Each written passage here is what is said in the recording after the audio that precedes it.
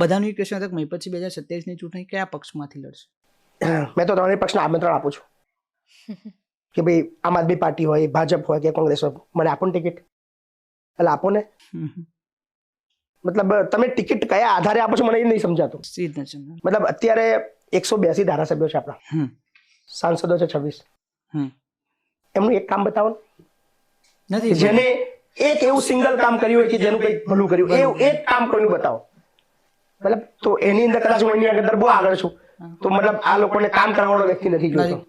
પછી બીજું વસ્તુ જે ટિકિટ આપે છે એની વાત કરું, કોઈ એક વ્યક્તિ એવું બોલતો હોય કે ભાઈ આ મુદ્દા વિશે અવાજ ઉઠાવતો હોય ને ગરીબોના હકનું હોય કે શોષણનું હોય, એના માટે 182 માંથી અથવા જે સત્તાધારી પક્ષના જે ધારાસભ્ય છે એમાંથી કોઈ અવાજ ઉઠાવતો હોય એવું એક પણ નહીં.